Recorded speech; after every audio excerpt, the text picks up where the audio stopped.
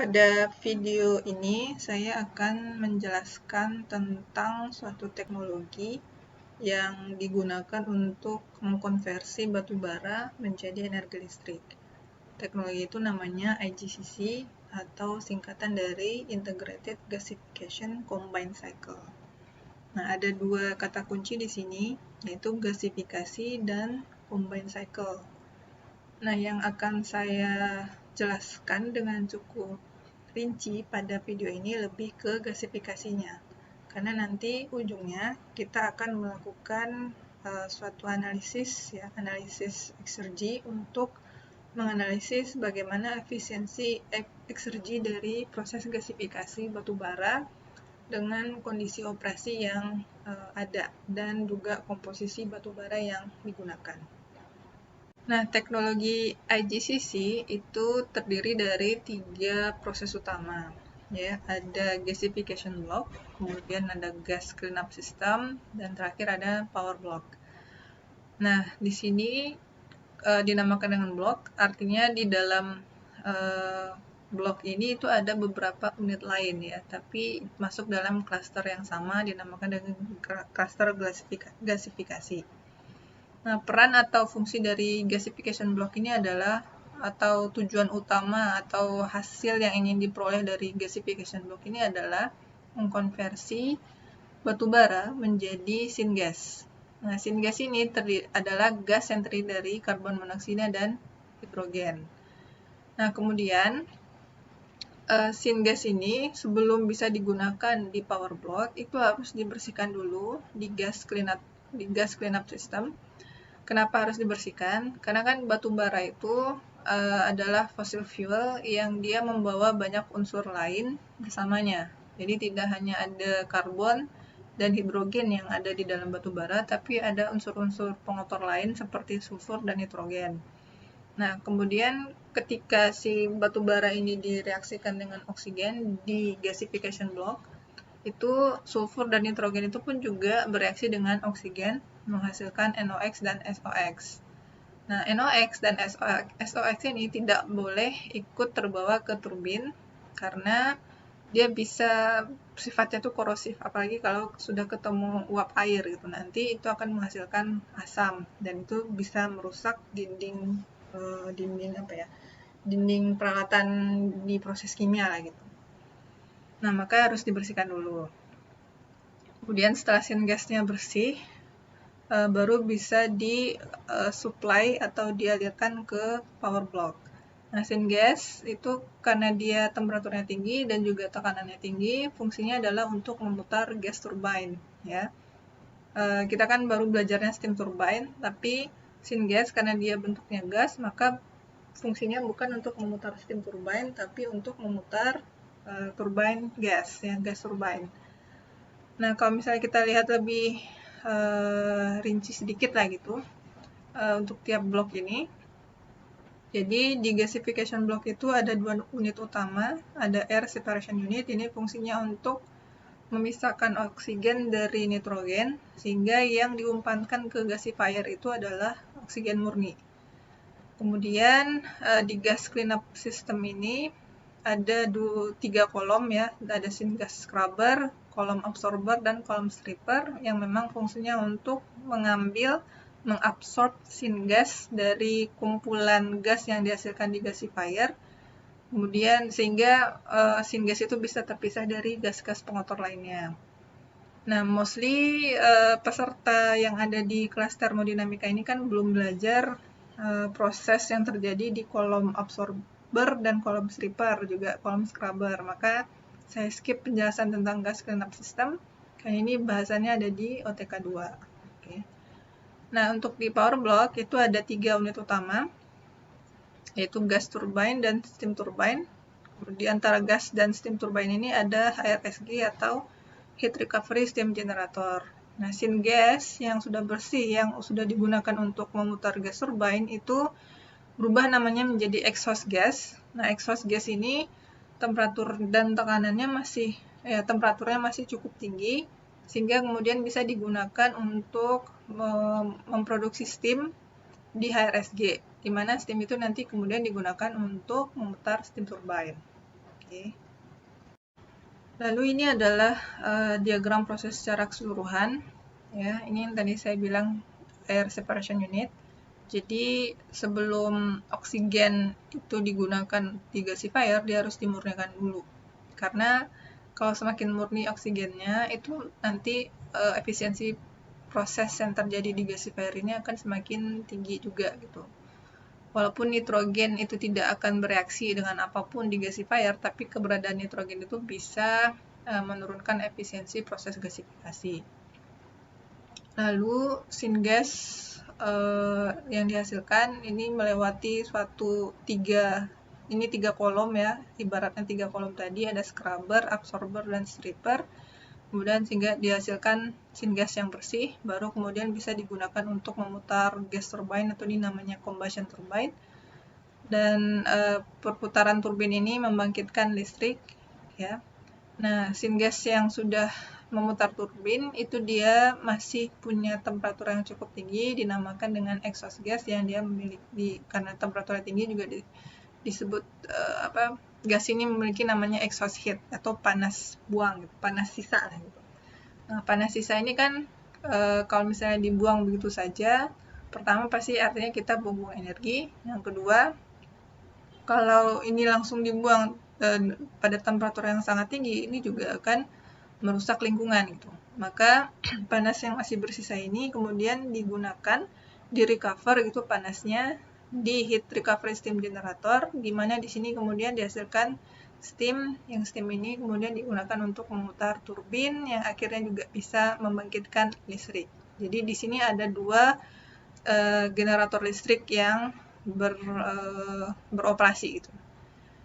Nah, tadi kan saya sebut IGCC ini kepanjangannya adalah Integrated Gasification Combined Cycle. Nah, gasification itu terjadi di sini.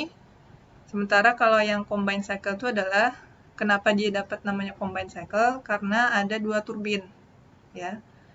Nah, kalau misalnya kita lihat turbin ini kan dia beroperasi dengan dua fluida kerja yang berbeda. Kalau combustion turbine itu dia beroperasi dengan menggunakan fluida kerjanya gas.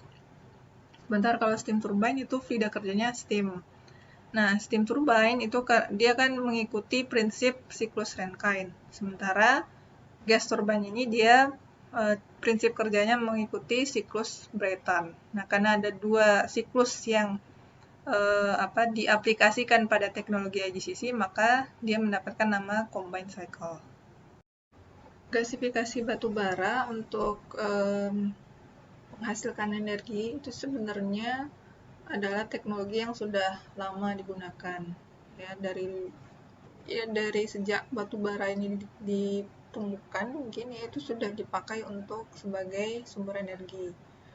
Namun sampai sekarang sebenarnya pembakaran atau konversi batu bara secara termal untuk menghasilkan energi itu masih terbilang sebagai teknologi yang belum bersih ya, bukan clean technology. Jadi nggak sama kayak gas alam. Kalau misalnya gas alam itu kemudian dikonversi menjadi energi, itu dia cenderung bersih gitu ya, proses atau teknologi yang digunakan. Maksudnya bersih itu emisi yang dihasilkan dari pemrosesan gas alam menghasilkan energi itu tidak separah dibandingkan emisi yang dihasilkan dari proses gasifikasi batu bara untuk menghasilkan energi. Kalau misalnya kita konversi gas alam menjadi energi, mungkin yang diemisikan itu hanya CO2 gitu dari proses konversi gas alam. Tapi kalau batu bara, karena dia mengandung unsur-unsur lain yang jauh lebih kotor seperti sulfur ya, itu emisinya juga bisa dibilang tidak baik lah gitu. Bukan bisa dibilang lagi, tapi memang tidak baik. Jadi dia bisa menghasilkan SO2, bisa menghasilkan SO3, bahkan juga karena ada nitrogen yang terbawa bersama batu bara, atau kalau misalnya gasifikasi itu dia menggunakan udara langsung, bukan oksigen murni, bisa saja kalau misalnya temperaturnya mendukung, itu nitrogen juga bisa ikut bereaksi gitu. Tapi kan walaupun nitrogen itu kan inert, tapi kalau misalnya dia kondisinya mendukung atau memenuhi syarat untuk terjadi reaksi, ya nitrogen itu juga bisa bereaksi gitu. Dan itu bisa menghasilkan gas-gas NOx yang kalau misalnya dilepas ke udara itu bisa menjadi sumber polusi. Ya. Nah, kalau di Indonesia sendiri, Indonesia kan cukup banyak batu baranya, tapi batu bara itu dia ada level-levelnya, ada level paling rendah sampai level yang paling tinggi. Semakin rendah kualitas batu bara itu semakin kecil jumlah energi yang bisa disuplainya. Jadi bukan lebih banyak, tapi batu bara yang paling rendah kualitasnya itu ketika kemudian digasifikasi itu akan cenderung menghasilkan emisi yang lebih banyak gitu. Jadi efisiensi pengubahan batu bara kualitas rendah menjadi energi itu tidak setinggi pastinya kalau misalnya kita gunakan batu bara yang kualitasnya lebih tinggi. Nah, di sini di video ini saya tidak akan menjelaskan dengan detail semua hal karena itu nanti akan menjadi tugas kalian semua gitu. Kayak tadi saya bilang batu bara itu ada beberapa level. Nah, itu adalah tugas kalian untuk mencari tahu level-level apa saja yang ada terkait batu bara. Di Indonesia ini lebih banyak batu bara jenis yang mana gitu. Terus kemudian kalau batu bara itu digunakan untuk menghasilkan energi melalui proses gasifikasi, itu reaksi apa saja yang mungkin terjadi dan emisi apa saja yang mungkin dihasilkan. Nah, kenapa saya kemudian menggunakan ini sebagai bahan ajar di termodinamika 2 ini? Pertama, kalau misalnya kita perluas gitu ya konteks apa yang kita pelajari di kelas termo, ini kan sebenarnya yang mau kita capai dari kelas ini adalah bagaimana kita bisa merancang suatu proses yang secara termodinamika dia efisien dari segi konversi bahan baku tadi atau sumber energi tadi untuk menghasilkan energi lain gitu. Nah, di sini kita di Indonesia ini masih dalam bauran energi atau sumber energi yang utama yang mau digunakan untuk menghasilkan listrik itu masih salah satunya adalah batu bara. Sementara kalau kita lihat teknologi di negara paling maju sekalipun, konversi batu bara untuk menjadi energi listrik itu masih belum bisa dibilang sebagai teknologi yang bersih gitu. Apalagi kita di Indonesia yang ya kita tahu sendiri itu belum pernah menemukan teknologi untuk apapun lah gitu. Karena kita sampai sekarang kan masih sifatnya follower. Nah, ini mungkin kita nggak akan langsung bisa ketemu gitu ya, teknologi apa nih yang paling bagus untuk bisa mengkonversi batu bara dengan lebih bersih gitu. Nggak akan mungkin juga ketemu sekarang. Tapi at least di kelas ini kalian sudah diperkenalkan dengan teknologi gasifikasi batu bara dan bagaimana nanti reaksi apa aja yang mungkin muncul terkait dengan komponen apa aja yang ada di batu bara dan kemudian emisi apa yang mungkin dihasilkan. Nah, kita mungkin di termo ini kan fokusnya lebih ke energi. Ya, kita memang tetap akan menganalisis eksergi gasifikasi batu bara. Itu memang bagian dari kelas ini. Tapi selain itu, kita pun juga harus memikirkan teknologi yang kita gunakan, anggaplah efisiensi energinya itu sangat tinggi gitu. Tapi kalau misalnya dengan efisiensi energi yang tinggi, ternyata emisi yang dihasilkan itu sangat kotor, itu kan juga nggak ada artinya. Gitu. Jadi kita harus berpikir heuristik itu, pokoknya menyeluruh. Harus melihat dari berbagai aspek. Nah, satu hal lagi yang menurut saya juga menjadi trigger kenapa ini saya gunakan sebagai bahan ajar, karena Indonesia itu punya PT Bukit Asam. Ya, PT Bukit Asam menurut berita yang saya baca di tahun 2020 ini akan mulai mengoperasikan pabrik gasifikasi batu bara untuk menghasilkan syngas, tapi bukan untuk energi, lebih ke syngasnya aja.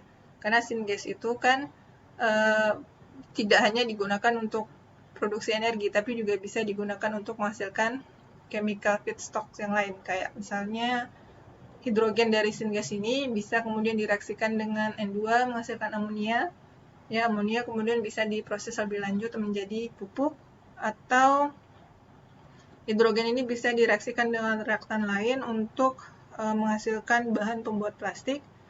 Jadi banyak peran dari syngas ini. Nah, kita sebagai chemical engineer yang tugas utamanya sebenarnya adalah merancang proses yang efisien, itu juga harus mengikuti perkembangan yang terjadi di negara kita dalam kaitannya dengan pemakaian batu bara, salah satunya perkembangan teknologi konversi batu bara menjadi energi. Karena kita memang negara yang menghasilkan cukup banyak batu bara gitu. Jadi kita nggak bisa oblivious gitu, jangan sekedar mengikuti teknologi yang sudah dikembangkan oleh negara lain, karena kita harus, kita yang punya batu bara di negara ini, kita yang tahu komponen isinya apa aja di batu bara ini, maka kita yang harus kemudian menyusun atau merancang proses apa yang paling tepat untuk batu bara yang kita miliki sehingga menghasilkan energi dengan emisi yang bersih. Ya, menghasilkan energi dari proses yang efisiensinya pun juga bagus. Oke, sekarang kita masuk ke bagian teknis, yaitu tentang mekanisme gasifikasi. Nah, di dalam gasifier itu sebenarnya ada 5 proses yang terjadi, ya, dan 5 proses ini lebih disederhanakan namanya jadi proses gasifikasi aja. Padahal sebenarnya di dalamnya terjadi proses-proses yang berbeda, ya. Tapi hanya untuk menyederhanakan maka dia dianggap sebagai semuanya proses gasifikasi. Nah, dan 5 proses ini terjadi pada temperatur yang berbeda, di mana temperatur tertinggi yang dari 5 proses ini adalah pada proses combustion dan cracking. Nah, ini saya jelaskan yang bagian ini dulu. Jadi pertama itu ada proses drying, ya, di mana coal yang baru masuk ke dalam gasifier itu dikeringkan dan dibutuhkan temperatur sekitar 100 sampai 150 derajat Celcius, ya. Kemudian dari hasil drying ini diperoleh dry coal, ya, batu bara kering dan uap air. Nah, dari proses drying ini kemudian batu bara akan mengalami proses berikutnya yang dinamakan dengan pirolisis. Pirolisis ini adalah reaksi yang terjadi pada temperatur tinggi ketika tidak ada oksigen. Dan ini temperatur yang dibutuhkan adalah 200 sampai 500 Celcius. Dari proses pirolisis ini dihasilkan charcoal dan gas-gas tar gases. Kemudian yang terjadi berikutnya adalah combustion, cracking, dan reduction. Nah, 3 hal ini sebenarnya itu berlangsung secara simultan. Ya, tidak kayak combustion dulu baru reduction, kemudian cracking, enggak, tapi hampir-hampir tidak bisa dibedakan mana yang combustion, mana yang reduction, ya. Nah, dari sini si charcoal kemudian karena ketemu dengan oksigen itu kemudian mengalami pembakaran, ya. Pembakarannya itu juga nggak sempurna karena oksigen yang disuplai ke dalam gasifier itu diatur laju alirnya supaya tidak semua batu bara yang diumpankan ke gasifier itu terbakar. Dan itu pun juga ada maksudnya gitu. Kenapa nggak semuanya aja kita bakar? Kalau misalnya kita bakar semua, itu kan berarti yang dihasilkan hanya H2O dan CO2. Padahal yang kita inginkan adalah hidrogen dan CO gitu. Nah, tapi kalau combustion itu tidak terjadi, maka tidak akan ada energi yang dihasilkan untuk mencapai temperatur yang diinginkan di unit gasifier ini. Jadi dua-duanya perlu, combustion perlu, reduction pun juga perlu gitu. Nah, cracking ini ya dia kayak proses ikutan yang terjadi karena temperaturnya tinggi gitu. Tar ini kalau misalnya dia berada dalam temperatur yang sangat tinggi itu kemudian akan menjadi crack, ya. Nah, setelah proses combustion kan pembakaran, pasti reaksi ini adalah reaksi antara karbon yang ada di batu bara dengan senyawa-senyawa lain yang juga ada dengan batu bara terbakar dengan reaktannya satunya lagi adalah oksigen, menghasilkan produk berupa karbon dioksida, dan H2O. Nah, sisa batu bara yang tidak terbakar akibat oksigen yang tidak cukup ini, itu adalah charcoal yang sangat panas dan sangat reaktif. Nah, si charcoal yang sangat reaktif ini, karena dia ketemu dengan gas hasil pembakaran, yaitu H2O dan CO2, itu juga kemudian akan mengalami reaksi, di mana reaksi ini dinamakan dengan reaksi reduction, yang tujuannya adalah memang untuk menanggalkan atau stripping gitu ya, mengambil atom-atom oksigen yang ada di gas-gas hasil combustion, dan kemudian mereaksikannya dengan hot reactive charcoal. Dengan cara ini kemudian H2O dan CO2 itu bisa terkonversi kembali menjadi H2 ya. Si H2O ini karena oksigennya diambil dan oleh si charcoal yang sangat reaktif ini, maka berubah menjadi hidrogen dan karbon monoksida. CO2 karena salah satu oksigennya diambil oleh si karbon, maka kemudian berubah menjadi 2 molekul karbon monoksida. Nah, kemudian sisanya karbon yang tidak bereaksi dan crack-tar yang dihasilkan itu ujungnya menjadi limbah padat yang dinamakan dengan char ash. Nah, di sini ada diagram, ya, diagram yang menunjukkan daerah-daerah tempat terjadinya semua proses ini. Jadi kalau misalnya si gasifier ini baru saja di startup ya, baru saja dinyalakan, ini kan pasti belum ada apapun gitu. Ini pasti temperaturnya belum mencapai yang 1000-an atau 800 Celcius ini kan ya pasti.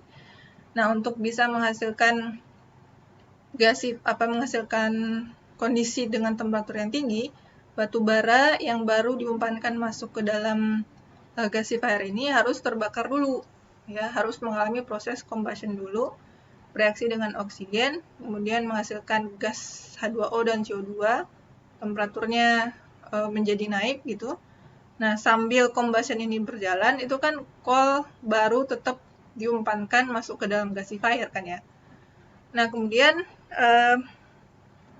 karena combustion sudah terjadi, sudah dihasilkan gas-gas hasil combustion, itu kan temperaturnya menjadi naik gitu, menjadi cukup tinggi untuk bisa mengeringkan si coal, dan juga cukup tinggi untuk membuat si coal yang sudah kering ini mengalami reaksi pirolisis. Nah, coal ini kan terus turun, kemudian begitu dia sudah sampai ke bawah, itu pasti dia harus tercombustion dulu, harus terbakar dulu. Makanya saya bilang proses gasifikasi dan combustion ini tidak bisa dibedakan siapa yang duluan, karbon mana yang terbakar, apakah karbon yang baru datang itu yang tergasifikasi atau karbon sisa combustion yang kemudian tergasifikasi atau yang mana, itu nggak bisa dibedakan gitu. Yang jelas, dua proses ini, preheating dan pyrolysis, itu memang terjadi, bisa dibedakan gitu mana yang mana itu preheating, mana karbon yang mengalami drying, mana karbon yang mengalami pyrolysis. Tapi kalau untuk proses gasifikasi dan combustion itu hampir pasti itu terjadi secara simultan, ya. Dan ini kan pasti yang mengalami preheating dan pyrolysis itu kan pasti batu bara yang baru masuk ke dalam gasifier gitu. Sementara untuk yang karbon yang mengalami combustion dan mengalami gasification itu nggak bisa dibedakan yang mana gitu, ya. Nah, di sini saya bilang bahwa reaksi yang terjadi bukan hanya ini, ya, yang saya tampilkan di slide ini kan hanya reaksi reduction-nya, reaksi stripping oksigen dari gas combustion dan mereaksikannya dengan hot reactive charcoal menghasilkan syngas. Tapi pasti di pyrolysis ini ada reaksinya apa, combustion ini ada reaksi apa gitu, dan di cracking juga pasti ada suatu reaksi gitu. Nah, itu adalah bagiannya kalian untuk mencari tahu apa saja reaksi yang terjadi pada unit gasifier, ya. Kalau misalnya kita ingin mendesain ulang suatu proses, itu kan berarti kita harus tahu dulu yang secara konsep itu apa aja sih yang mungkin terjadi gitu reaksinya. Dengan cara itu kemudian kita bisa melakukan manipulasi atau rekayasa untuk gimana caranya supaya si pengotor kayak sulfur, nitrogen itu tidak ikut bereaksi dengan oksigen, itu menghasilkan emisi-emisi yang kotor. Oke. Nah, bagian yang paling seru dari sesi kali ini justru ada di slide ini ya. Karena menurut saya kita sudah harus keluar dari mindset bahwa kuliah itu hanya untuk mencari nilai, memperbaiki IPK atau apapun lah gitu yang berkaitan dengan sesuatu yang tertulis di transkrip. Karena kalau misalnya kita ingin menjadi seseorang yang bermanfaat gitu ya di masyarakat, kita setiap kali kita mempelajari sesuatu, baik itu di kelas, di kuliah, atau secara informal, kursus atau baca apapun lah gitu yang kita secara mandiri pelajari, itu mindset yang ada di dalam kepala kita harusnya adalah bagaimana saya bisa menggunakan ilmu yang sedang saya pelajari sekarang untuk membuat diri saya ini bisa menjadi lebih bermanfaat, ya mungkin dalam keluarga saya atau di masyarakat sekitar saya, atau bahkan lebih baik lagi untuk dunia ini gitu. Nah, termodinamika itu kan sebenarnya kalau misalnya kita hubungkan dengan lini pekerjaan yang paling sesuai atau paling mendekati itu adalah menjadi thermal engineer. Karena kalau kita kerucutkan apa yang ada di ilmu termodinamika ini, itu hampir semuanya mengarah ke efisiensi. Ya, baik itu efisiensi energi ataupun efisiensi eksergi. Oke. Nah, menurut saya belajar ini akan lebih efektif kalau misalnya kalian yang menjadi bintang utamanya. Kalau di sini misalnya saya terus yang menjelaskan gitu ya, yang menyuapi kalian dengan semua ilmu ini, yaitu bintang utamanya saya gitu. Saya yang belajar, saya yang tambah pintar gitu. Nah, supaya kalian yang menjadi lebih pintar dari saya, maka kalian yang harus mencari tahu sendiri dengan guideline-nya dengan menggunakan guideline yang memang saya berikan gitu. Kalau misalnya kalian dilepas sendiri gitu belajar tanpa saya ngasih tahu apapun, itu juga nggak akan efektif, karena kalian pasti akan kayak ya mungkin jadi serampangan lah gitu dalam mencari tahu atau dalam belajarnya gitu. Nah, supaya lebih teratur gitu belajarnya, maka saya fasilitasi dengan guideline atau prosedur yang sebaiknya diikuti kalau memang kita ingin mengembangkan kompetensi kita menjadi seorang thermal engineer gitu. Nah, di sini saya breakdown menjadi 3 step utama, di mana di step 1 itu ada 3 step kecil, di step 2 juga ada 2 step kecil, step 3-nya cuma 1. Nah, step-step ini saya susun berdasarkan apa yang kalian juga udah pelajari sebenarnya. Jadi ujung dari aktivitas ini adalah kita akan menganalisis eksergi fisika dan kimia unit gasifier, ya. Gasifiernya berisi apa? Pastikan gasifier berisi batu bara gitu yang dibakar dan mengalami 5 step proses yang sudah saya jelaskan sebelumnya. Tapi untuk bisa menganalisis eksergi fisika dan kimia kan kita perlu informasi lebih banyak lagi kan, nggak hanya sekedar batu bara ini masukin ke gasifier, tapi kita juga perlu tahu batu bara yang diumpankan itu komposisinya bagaimana gitu, proximate dan ultimate analisisnya. Ini apa juga bagian dari kalian untuk mencari tahu apa sih definisi proximate dan ultimate analisis batu bara. Oke. Nah, selain mengetahui komposisi batu baranya apa, untuk bisa akhirnya menganalisis efisiensi eksergi gasifier ini, kan kita juga harus tahu teknologi gasifikasi apa yang digunakan. Karena kan gasifikasi, kalau kalian baca di literatur, itu ada macam-macam desainnya, ada macam-macam patennya, ada macam-macam ya rancangannya gitu. Nggak hanya ada satu jenis desain proses gasifikasi batu bara. Ya. Nah, kemudian dengan karena teknologi yang digunakan untuk gasifikasi itu pasti akan mempengaruhi kondisi operasi inlet dan outlet gasifiernya. Temperatur di dalamnya berapa, itu juga dipengaruhi oleh teknologi gasifikasi. Komposisi syngas yang dihasilkan itu juga dipengaruhi oleh teknologi gasifikasi. Berapa rasio oksigen dan batu bara yang harus diumpankan, itu juga kaitannya dengan teknologi gasifikasi yang digunakan. Oke, nah ini adalah step 1. Ini ada tanggal-tanggal di sini. Deadline step 1 sendiri itu adalah 13 Juni, tapi saya akan monitor di tiap tanggal ini. Kita akan punya WA group, walaupun kelas termo itu hanya hari Sabtu, tapi selama seminggu kita akan berkomunikasi dengan, ya bisa intensif, bisa enggak, tapi at least di tiap tanggal ini saya akan memonitor pengerjaan step 1 ini. Kemudian setelah step 1 selesai, para future thermal engineer di sini akan melanjutkan ke step 2, di mana step 2 ini berisi dibagi menjadi 2 step kecil. Pertama adalah setelah memilih teknologi gasifikasinya apa dan tahu kondisi operasinya apa, maka kalian harus fikskan reaksi apa saja yang terjadi di antara unsur penyusun batu bara dengan oksigen di gasifier. Nah, reaksi ini kan pasti berhubungan dengan komposisi batu baranya itu. Kalau misalnya batu bara kalian tuh sangat tinggi gitu ya kualitasnya, di mana sulfurnya atau pengotor lainnya sangat rendah komposisinya, yaitu kan bisa mempengaruhi reaksi yang bisa terjadi itu apa aja gitu. Dan itu akan saya monitor di tanggal 18 Juni.